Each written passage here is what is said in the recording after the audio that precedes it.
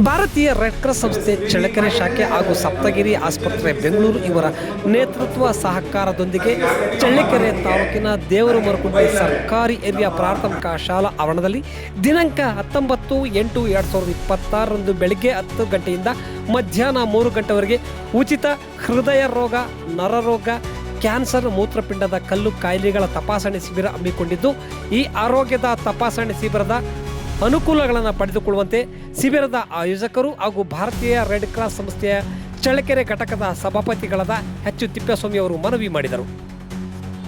ಚಳ್ಳಕೆರೆ ನಗರದ ಪ್ರವಾಸಿ ಮಂದಿರದಲ್ಲಿ ನಡೆದ ಪತ್ರಿಕಾಗೋಷ್ಠಿಯಲ್ಲಿ ಮಾತನಾಡಿದ ಅವರು, ಇಂದಿನ ಒತ್ತಡದ ಜೀವನ ಶೈಲಿಯಿಂದಾಗಿ ಜನರ ಆರೋಗ್ಯದ ಬಗ್ಗೆ ನಿರ್ಲಕ್ಷ್ಯ ವಹಿಸುತ್ತಿದ್ದು ವಿವಿಧ ಕಾಯಿಲೆಗಳಿಗೆ ತುತ್ತಾಗುತ್ತಿದ್ದಾರೆ.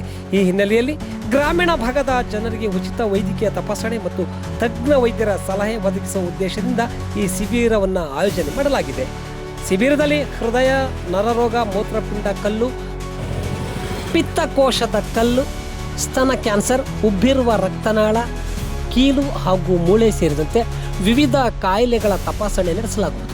ಅಗತ್ಯ ಇರುವವರೆಗೆ ECG, ಎಕೋ ಹಾಗೂ ಸ್ಕ್ಯಾನಿಂಗ್ ಪರೀಕ್ಷೆಗಳು ಸೌಲಭ್ಯವು ಕಲ್ಪಿಸಲಾಗುವುದು ಎಂದು ತಿಳಿಸಿದರು. ಅದರ ಮೂಲಕ ಭಾಳಷ್ಟು ಜನೋಪಯೋಗಿ ಕೆಲಸಗಳನ್ನು ಮಾಡುವ ಒಂದು ಗುರಿಯನ್ನು ಇಟ್ಟುಕೊಂಡು ಈ ಸಂಸ್ಥೆಯನ್ನು ಚಳ್ಳಕೆರೆಯಲ್ಲಿ ನಾವು ಪ್ರಾರಂಭ ಮಾಡಿದ್ದೇವೆ. ಆರೋಗ್ಯವೇ ಸಂಪತ್ತು, ಆರೋಗ್ಯವೇ ಮುಖಮಂದು ಇವತ್ತು ಭಾರತೀಯ ರೆಡ್ ಕ್ರಾಸ್ ಸಂಸ್ಥೆಯನ್ನು ಸಪ್ತಗಿರಿ ಸೂಪರ್ ಸ್ಪೆಷಾಲಿಟಿ ಆಸ್ಪತ್ರೆ ಬೆಂಗಳೂರು ಇವರ ಸಹಯೋಗದಲ್ಲಿ ನಾವು ದೇವರಮರಕುಂಟೆ ಗ್ರಾಮದಲ್ಲಿ ಉಚಿತ ಆರೋಗ್ಯ ತಪಾಸಣೆಯನ್ನು ಮಾಡಲಿಕ್ಕೆ ಈಗಾಗಲೇ ನಾವು ಸಿದ್ಧತೆಯನ್ನು ಮಾಡಿಕೊಂಡಿದ್ದೇವೆ. ಅದರ ಅಂಗವಾಗಿಯೇ ನಾವೊಂದು ಅದೆಲ್ಲ ಕಾರ್ಯಚಟುವಟಿಕೆಗಳ ಬಗ್ಗೆ ಮಾಹಿತಿಯನ್ನು ನೀಡಬೇಕು ಅನ್ನುವಂತಹ ನಿಟ್ಟಿನಲ್ಲಿ ಇವತ್ತು ತಮ್ಮನ್ನು ಇಲ್ಲಿ ಆಹ್ವಾನ ಮಾಡಿದ್ದೇವೆ.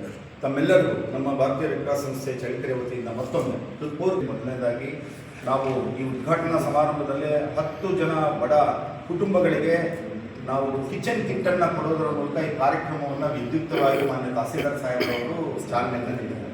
ಇದಕ್ಕೆ ನಮ್ಮ ನೂತನ ಸಚಿವರಾಗಿರ್ತಕ್ಕಂಥ ಸನ್ಮಾನ್ಯ ರಘುಮೂರ್ತಿ ಸಾಹೇಬರವರು ನಮಗೆ ಬೆನ್ನೆಲುಬಾಗಿ ನಿಂತು ಈ ಚಟುವಟಿಕೆಯನ್ನು ಮಾಡಿ ಇದಕ್ಕೆಲ್ಲ ರೀತಿಯ ಸಂಪೂರ್ಣ ಸಹಕಾರ ಇದೆ ಅಂತೇಳಿ ನಮಗೆ ಅವರು ಆಶೀರ್ವಾದವನ್ನು ಮಾಡಿದ್ದಾರೆ. ಈ ನಿಟ್ಟಿನಲ್ಲಿ ನಾವು ಕಾರ್ಯಪ್ರವೃತ್ತರಾಗಿದ್ದೇವೆ.